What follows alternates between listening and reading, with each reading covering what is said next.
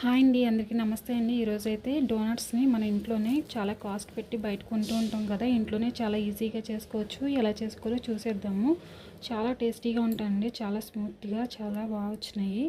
ఎలా చేసుకోవాలో చూసేద్దాం. ఫస్ట్ అయితే దీనికైతే 1 కప్పు పాలు అయితే తీసుకున్నాను, చిన్న గ్లాస్తో తీసుకున్నానండి. అలాగే 1 స్పూను ఈస్ట్ తీసుకోవాలి, అలాగే 1 స్పూన్ పంచదార. ఈ రెండు బాగా మిక్స్ చేయాలి పాలలోని.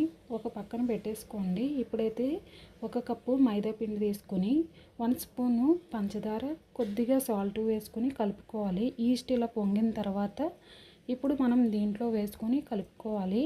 ఈ ఈస్ట్లోనే ఒక గుడ్డు పగలగొట్టుకుని బాగా కలిపేసుకుని వేసుకోవచ్చు, లేదంటే కొంచెం బటర్ని వేసుకుని కలిపేసుకుని 1 అవర్ పాటు అలాగా నాననివ్వాలి.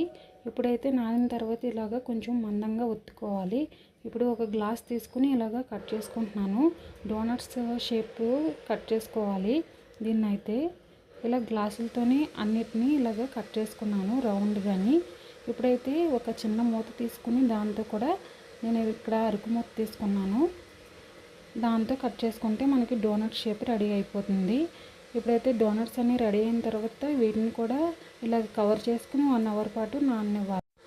స్టవ్ ఆన్ చేసుకుని ఆయిల్ వేసుకొని ఇప్పుడైతే ఆయిల్ హీట్ ఎక్కిన తర్వాత ఇప్పుడు సిమ్లో పెట్టుకుని మనం వీటిని ఫ్రై చేసుకోవాలండి. అప్పుడు బాగా లోనంతా కుక్ అయ్యి చాలా బాగుంటుంది, టేస్ట్ కూడా మంచిగాని. ఇప్పుడు వీటిని బాగా ఫ్రై చేసుకుని తీసుకోవాలి. ఈ విధంగానే మనకి ఈ కలర్ వచ్చిన తర్వాత తీసేసుకోవడమే. అలాగే 1 కప్పు పంచదార తీసుకొని పొడి చేసుకున్నాను. మనం పంచదారలో అన్న డిప్ చేసుకుని తినచ్చు, లేదంటే ఇలాగ చాక్లెట్ మెల్ట్ చేసుకుని కూడా వాటిలో కూడా డిప్ చేసుకుని తినచ్చు. చాలా ఇష్టంగా తింటారు పిల్లలు. మీరు బయట కొనే కన్నా మీ ఇంట్లోనే ఇలాగ తప్పకుండా ట్రై చేయండి. మన ఛానల్ని ఫస్ట్ టైం చూసినట్లయితే సబ్స్క్రైబ్ చేసుకోండి.